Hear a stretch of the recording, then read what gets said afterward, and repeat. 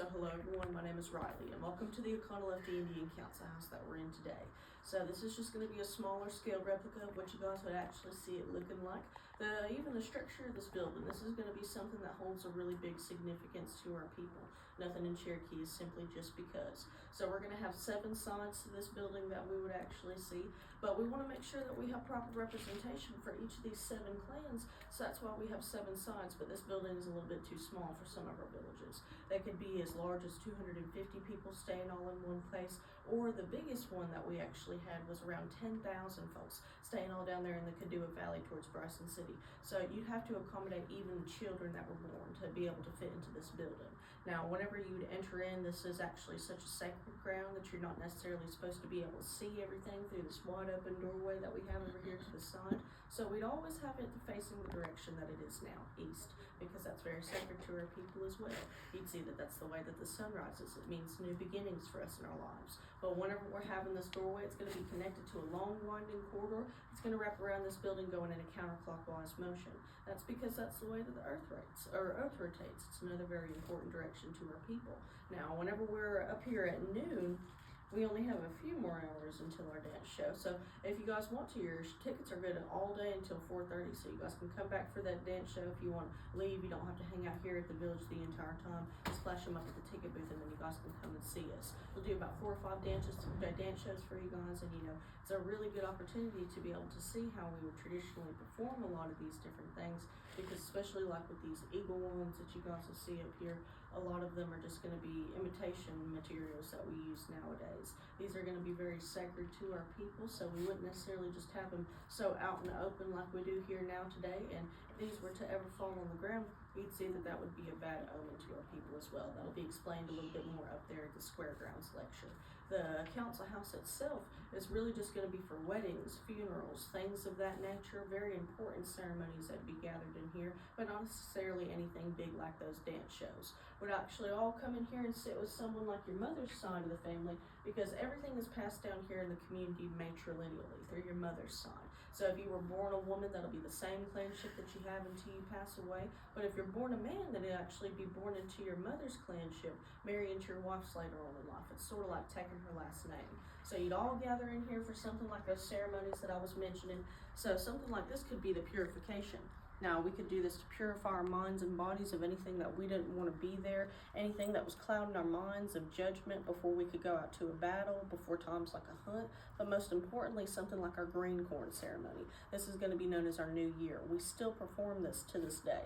So what we'll be doing is filling this white bowl up with some pure mountain spring water and then actually drinking out of it with these designated gourd dippers. We have one for each of the 7 clans. This color white is going to signify the peace and the purity that will be brought to us after we complete this ceremony. The color itself, we wouldn't just necessarily call it the color white. We're actually going to call this paint a white wash. That'll signify all that peace and the purity that I was mentioning. We'll actually crush up some seashells, mix it with some animal fat and some pine resin, paint it on the outside of this bowl and on the outside of these gourd dippers, drink out of that, and that would purify our minds and bodies of anything that we didn't want to be there. So especially before times like a battle, before a hunt, that was very important. But we talked about it, our green corn ceremony, this was going to be our new year. So we weren't just necessarily purifying our minds and our bodies, we wanted to pure every single thing about us. We were also going to purify our homes, the places that we were living in. So we weren't just doing that through anything like some pure mountain spring water that we were gathering. We were also going to do that a little bit through fire. So we were going to gather something like the embers from this eternal flame that's represented through this little flickering light bulb. This one was actually so important to us that obviously it's not here today in North Carolina. We have little fragments of it placed throughout the Trail of Tears, but especially whenever we went on that trail in the 1830s, that was really important to our people. So we packed it up and we took it with us, but we didn't just take the entire flame. We let it die down to the embers and then placed them in this little spiky fire pot. So this is going to be a shell-tempered piece of pottery. Crushed up seashells after they've been roasted by a fire are going to be mixed into the clay so it can withstand high temperatures from something like the flames or the embers itself. Now, whenever we place it in here, I won't be touching the outside surface of the pot because we have these little nubs, but I can also hold it by the loops or tie it onto the side of my belt and take it on with me like the go, like we actually did on the Trail of Tears. So this was going for as long as 16,000 years, for as long as our people have been here. It's the spirit of our people. That's why we call it the eternal flame. If it was to ever go out, that meant that there was no Cherokee people left living. So that's why we took it with us on the entirety of that trail. It's out there now with our Cherokee Nation cousins out there in Tahlequah, Oklahoma, and they're a completely separate band from us now. We just share a common history. So whenever we were traditionally have it for something like green corn, we aren't going to take it other places. People are going to come to us for the ceremony. We're actually going to have the 2 men that were stationed in here all times during the year let the embers die down, place them inside this pot, and then put them on the outside of the building for the council house. So that way everybody in the community come and grab some of these embers, take them back home and rekindle their own fire using them. This is going to ward off any bad spirits you'd accumulated throughout the course of the year, but also purify your homes of anything that you guys had really just needed to do, things like home renovations. But this was a good time for you guys to be really open to change. Different things like weddings, funerals, divorces, they could all be processed during this time. So at the end of the night, whenever we all get done with the busy stuff that we had done during the day, we're actually going to gather at the top of the square grounds. We're going to dance from about the time the sun goes down to 3 or 4 o'clock in the morning. So if you don't want to dance from about that time, you guys can sit at those arbors that we have, eat some of the food, drink some of the drinks, and just watch everyone else participate in the festivities. But a lot of these things, you'd see that it wasn't just traditionally community members like me and you all coming in here. It was also people responsible for our leadership. For as long as we've been here, we always believed that community, the Cherokee word for that is actually Gadoogie. Always supposed to make sure that everybody's got clothes on the back, everybody's got food in their bellies, everybody's got somewhere to sleep at the end of the night. So labor needs to be divided up amongst the people. Same with leadership. We'd have someone known as the Lawn Care Clan. This is going to be who's in leadership most of the time. Someone known as our Peace Chief role. They're actually going to be wearing this cloak that's made out of the breast feathers of the wild turkey that you see all times during the year. It doesn't matter how hot it is. This is a really thick down that's going to be keeping him nice and comfortable, sitting on these seats that you guys know are not too comfy, but also during really harsh conditions like our falls and our winters that we have up here. It gets really cold, it gets really dry, but we are a temperate rainforest, so sometimes we'll get some really bad snow, some really bad rain, so it'll be getting really cold up here in the mountains. But especially during times whenever he's walking around greeting everybody in the village, he's going to need to represent the peace and the purity that he's going to bring to us through his decisions. So we'll actually have this white headdress that's here behind me if I'll move out of the way, and this will actually be made out of the natural white hair and feathers that we'll see, signifying the peace and the purity through that white color that we have. But next to it, that's going to be the same materials, those white hair and feathers, but they're actually stained with something known as yellow root. This is what you guys heard at basket weaving. We'd actually have this worn during special times, like their initial inauguration, and every 7 years whenever they would retake their oath as Peace Chief. Because if they were doing a really good job representing the interest of the entire community, we could actually have them serve out their entire life in this role. So that way they could get the honor of becoming buried in something like the doorway of this council house. Those mound structures that I'm not sure if you guys are familiar with, those aren't just necessarily, mounds of dirt like we would have with the sweat house. Those are multi-generational grave sites that we would have. So if you were someone like the Peace Chief and you passed away, we'd place you in the doorway of this council house building, put you in a fetal position facing that east direction towards the rising sun, and then you'd see that we paint you head to toe in that red color that's going to be up here on this cloak that I'll tell you about. Now, whenever we have that, that's going to be signifying life, blood, and power. You were always supposed to leave the world the same way that you came into it, bloody and screaming. That's what we believed. So then afterwards, after you were buried in the doorway, we'd actually burn this council house that was existing over top of that grave site, and then build a new council house over top of that one. That's where those mounds came from. Now, whenever we're talking about the Kadua fields that I mentioned earlier, we actually do have a small scale mound that was down there, because remember, that was one of the largest villages that we have. Now it's only maybe a few feet high after the North Carolinian government actually plowed over it over the centuries, but you'd see that before then, whenever our people were living there, it actually used to be about 10 to 11 feet tall, so that's how big they used to get.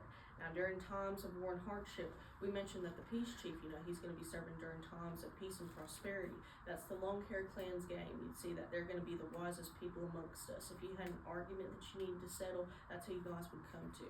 But especially during times of that battle, whenever you needed someone like a strong warrior that was going to come out and lead your people, you'd see that you needed someone like the Wolf Clan members. This is more often than not where our Wolf Clan, where our war chiefs would actually come from, because it's the largest community that we still have to this day, but they'd also be training their children from a very young and early age on how to be skilled warriors, but most importantly, how to fight honorably. We didn't ever like to go into warfare unless it was absolutely necessary, but we especially didn't like to be cowards whenever we had to go into battle. So you'd see that this war chief, he would actually take an oath to never shed the blood of someone that couldn't defend themselves in battle. Otherwise, they themselves could be put to death because of that.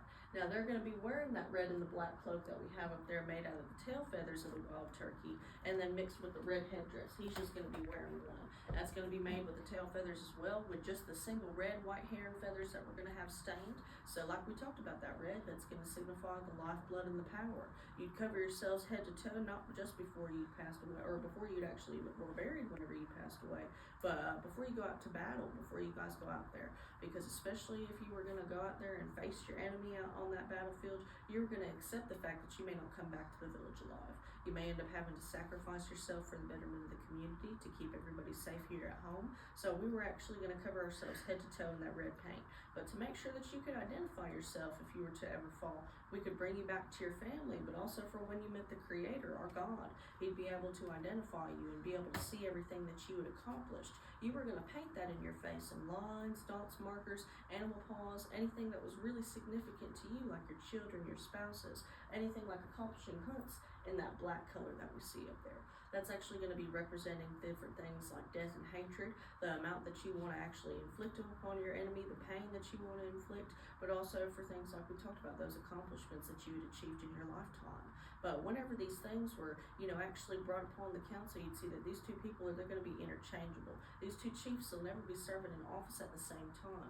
So what we'll do to make sure that nothing is slipping through the cracks is have someone known as the beloved woman.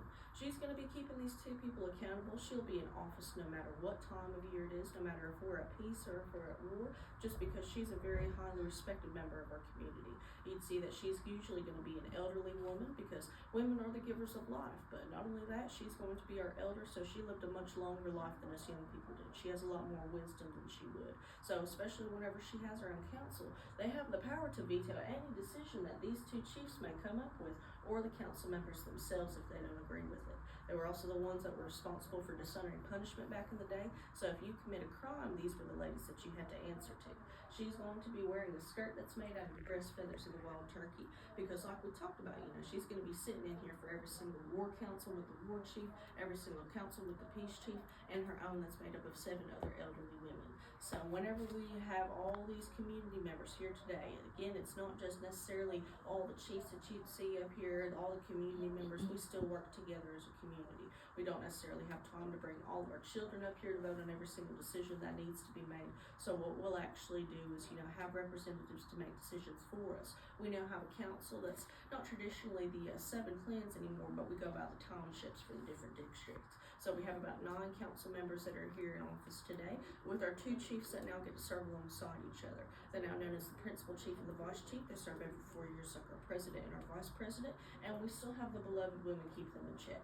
Now, whenever we talk about how we actually function as our own government, you'd see that we don't necessarily have to follow any of North Carolina's rules, guidelines, regulations, because we technically are our own country within the United States. We are our own sovereign land. We own this land. The North Carolina government actually doesn't.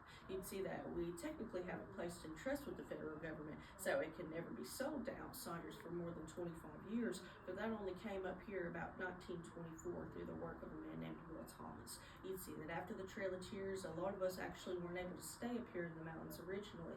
We were forced out there to Oklahoma. Around 25,000 of us were. You'd see that only around 10,000 of us made it to Oklahoma. 8,000 to 9,000 of us died along the way. So a lot of us, whenever we went up there to Indian country, we saw a lot of our people pass away, or we saw how exhausted they were from that trip up there to Oklahoma. It took us about 6 months to get there through the worst recorded winter in American history. So that was a very hardship that we had to go through. So we looked at all of our people, and about 1,000 or 2,000 of us, we all decided that we didn't really like how Indian country looked. So we decided to walk back to North Carolina to be in our ancestral lands. So all those people, they thought that they were going to be real lonely. They thought that the mountains were going to be empty, that nobody was going to be up here because they saw their family members pass away or left them in Oklahoma whenever they decided to walk back.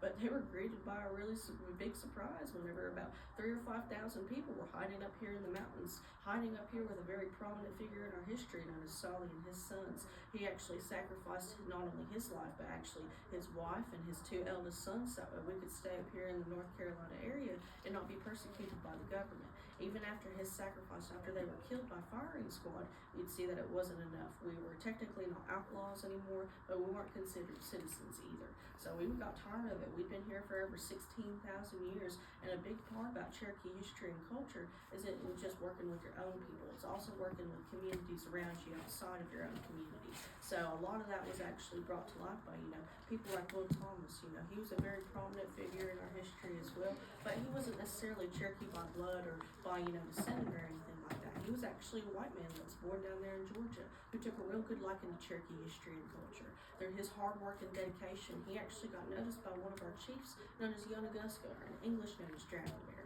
He actually called a council meeting in a building just like this one and actually said that Will Thomas should be adopted for his hard work and his respect, because that's all you had to do to be considered just as much Cherokee as me or any of my other coworkers that you saw out here today, was be hardworking and respectful. So he not only became one of our own citizens, but actually Will Thomas was adopted as Yonaguska's own son. So to show gratitude, he not only became our first attorney agent to advocate on our government's behalf, but then also put our land into trust, the original 52,000 acres that we're all standing on here today. He did that in small bits and pieces around 1924, so it can never be sold to outsiders on the lease for up to 25 years. We have our own school systems, our own judicial system, our own hospital, our own police force. Everything a community needs to thrive up here.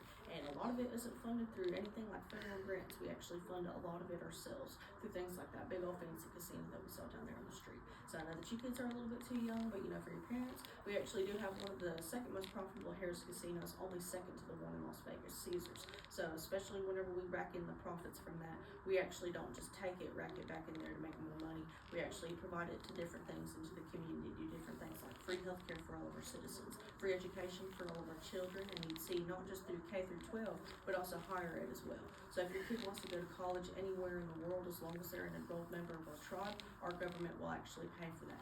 We still don't tolerate laziness, though. You'd see that all these clanships had a job. So if you still don't put in the work for different things like steady grades, steady attendance, and checking with your advisors, you do have to put that tuition back in full.